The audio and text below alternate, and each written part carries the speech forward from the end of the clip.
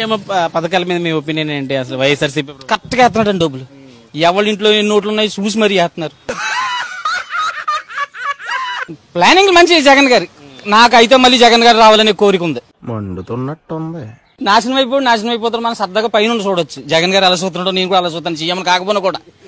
ఎవడురా నువ్వు?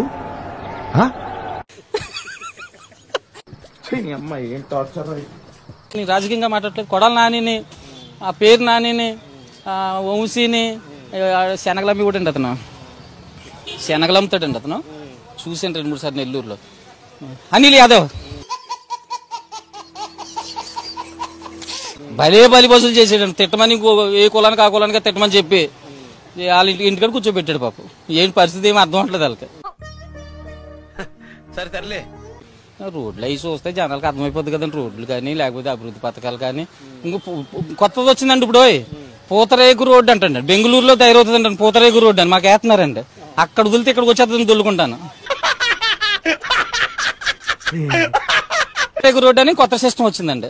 ఇది 24 గంటలు ఒక రోడ్డు వేస్తున్నారండి.